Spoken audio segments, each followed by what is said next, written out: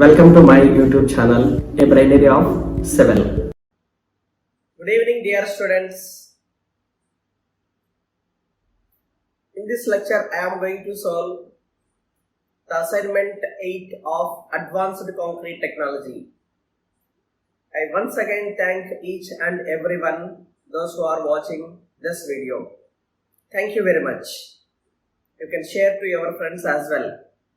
So, the first question is, it is required to design a flowable M60 grade concrete with a fine gradation of granular material. So, here a fine gradation of granular material has to be used during preparation of M60 grade concrete. If modified Anderson model is used for proportioning the granular skeleton, the exponent Q in the model should have a value of. So, exponent Q value he asked. Okay. So, first of all, for preparation of very fine gradation granular concrete, he has given first formula, particle packing density. So, Pi is equal to 100 divided by Di divided by D whole power 0.45. So, this is also known as 0.45 power gradation. So, 0.45 power gradation.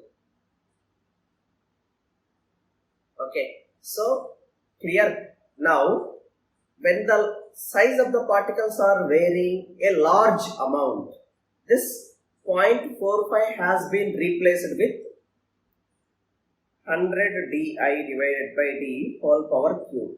This they called as CPFT. So the CPFT means cumulative percent finer than. Okay.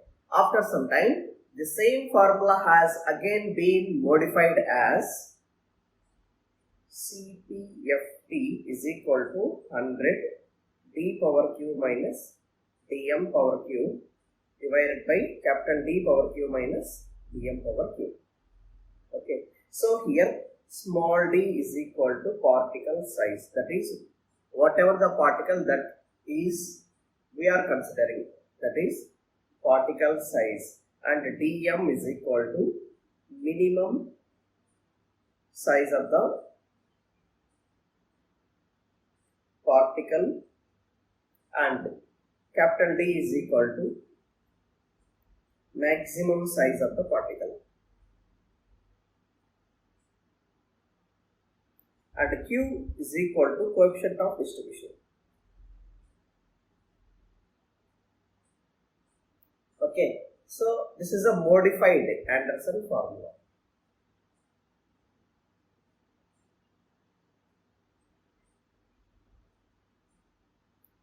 Clear? So now, throughout this formula, there is a coefficient of distribution term Q is there. So what is the value of Q? So generally the value of Q will ranging from 0.21 to 0.37. 0.21 will be considered when the mix is having excess fine materials. When the mix is having excess fine material, and 0.37 will be considered when the mix is having some less fine material, that is more coarser material. Okay, so generally Q is equal to 0.28 to 0.30 for good mix design, and it is also same as conventional concrete, and Q is equal to 0.21 for self-compacting concrete.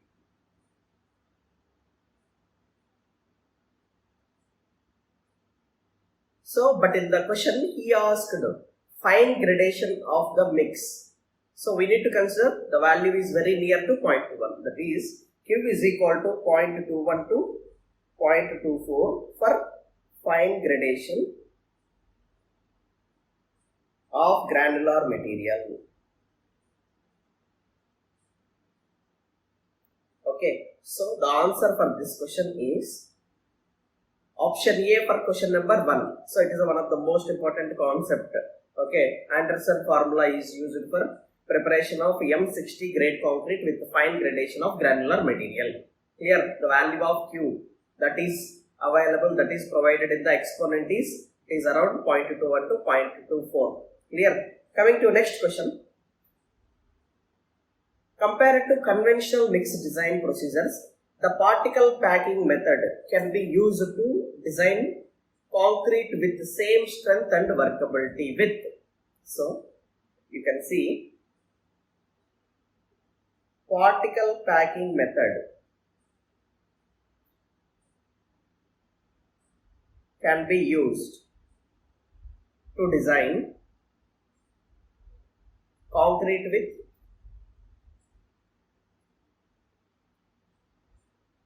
same strength and workability. So with generally substantially lower cement. Okay, so when lower cement content compared to conventional mixed design. So because this lower cement, lower amount of paste is used, that system has higher packing density and greater workability with greater strength.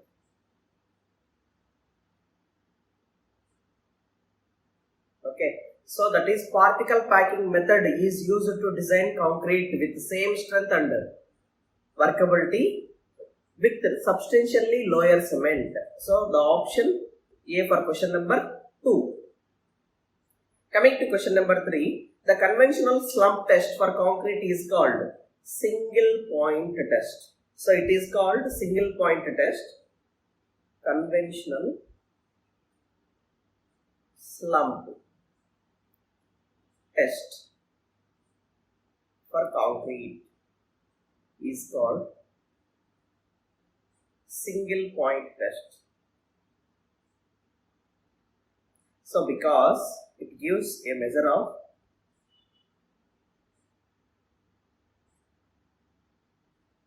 yield stress, only yield stress. How yield stress? Generally we will measure the spread of the concrete by lifting the slump cone. Whenever we lift the slump cone, the spread of the concrete will happen. This spread measure is nothing but it is yield stress measurable. Clear? So it gives only yield stress, measure of yield stress of concrete. So option C for question number 3. Coming to question number 4, using a rheometer. Yes, the steady state stress at different strain rates was measured for a cement paste with 0.3 water cement ratio. If the steady state stress varied non-linearly with the strain rate, then most suitable model. So he has given 3 models. So out of these 3 models, Newtonian fluid is linear model. So Newtonian model is a linear model and it is passing through origin. And coming to Bingham model. So Bingham model is also a linear model. It is not passing through origin. It will have some initial yield stress. So that is tau naught. The Bingham model example fluid is a paste. Okay. And the only non-linearity strain rate will be shown by Haskell bulky model. Haskell bulky model. So option B for question number 4. Coming to question number 5.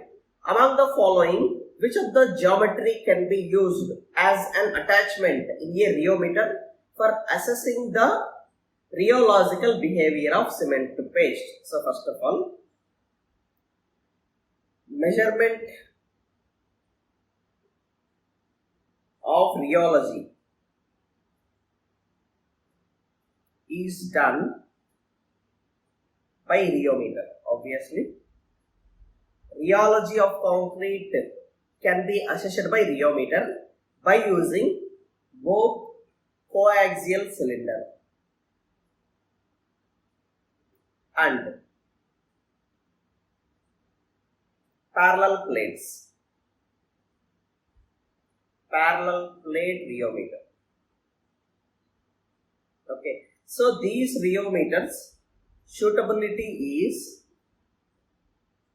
the rheometer suitability is limited to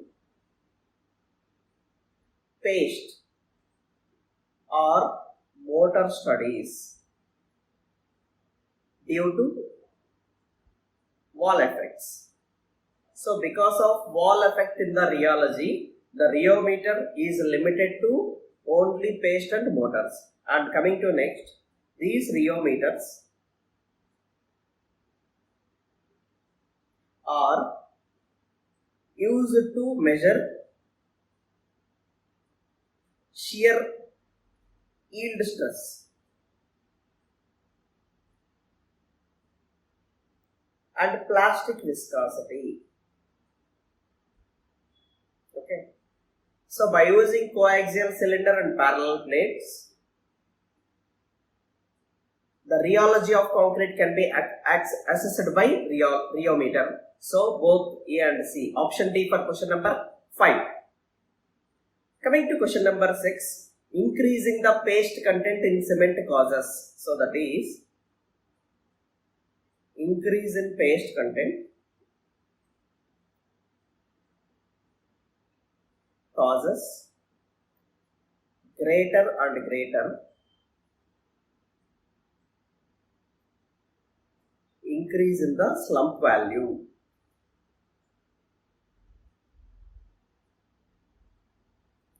So slump flow, nothing but increase in static yield stress. So as the slump value increases, the yield stress increase in, especially it is static yield stress. So static yield stress increases, and then it also resistance of flow decreases. As the resistance of flow decreases, that is decrease in viscosity.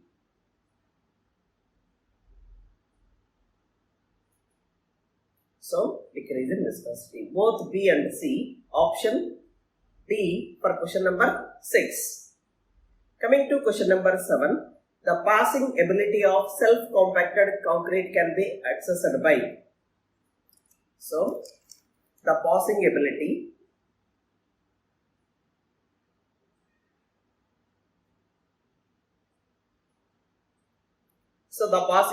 of self-compacted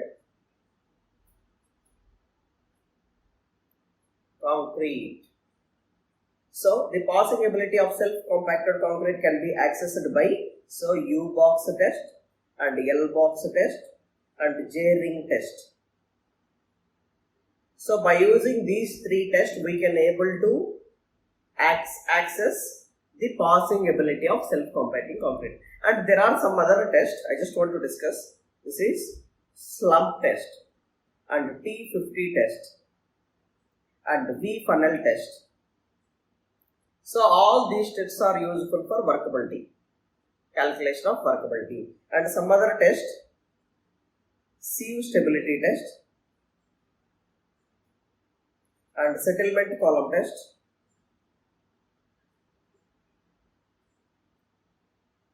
and penetration test. So these are all the tests useful for segregation potential. Very important objective question. So they might be asking this type of questions. Segregation potential. Okay. So coming to the option, passing ability can be calculated by L box test. Okay, option C for question number 7. Coming to question number 8, a blend of Portland cement plus fly ash plus silica fume. So all these three can be proportional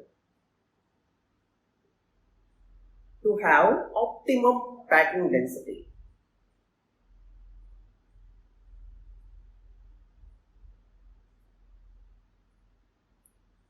So by having to have optimum packing density, Portland cement and fly ash and silica fume were proportioned. In which test? In Puntke test. So in Puntke test, the Portland cement, fly ash and silica fume, all these can be proportioned to have optimum packing density. So the option A for question number 8. Coming to question number 9, the optimum dosage of superplasticizers with a given binder depends upon. So that is optimum dosage of superplasticizers.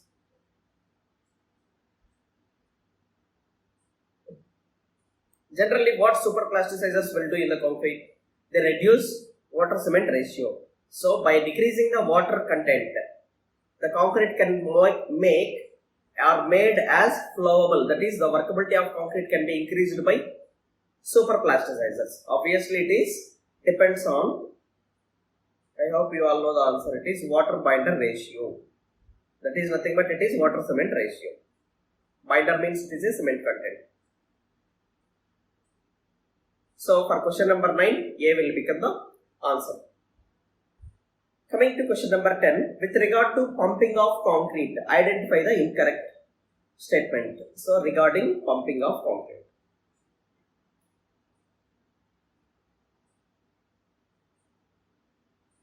So regarding pumping of concrete, so the first is the pipe dia in which the concrete is passing from one location to another location, that pipe dia should be at least 3 times dia of maximum aggregate. Okay, and now coming to high cement content is beneficial for pumping. So when the pumping of concrete is required, when pumping of concrete is necessary, in that case we need to use more amount of cement, that is high amount of cement is beneficial for pumping.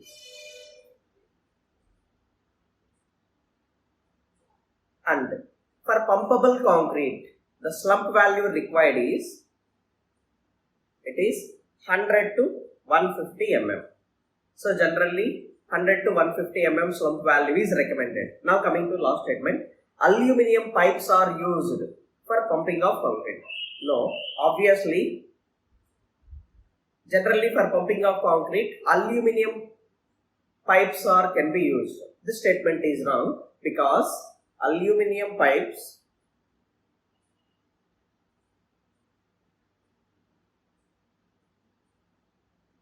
should be avoided, because as aluminium react with alkalis in the cement, leads to evolution of hydrogen gas. Okay, these gases tended to introduce voids in the concrete, which reduces efficiency of pumping.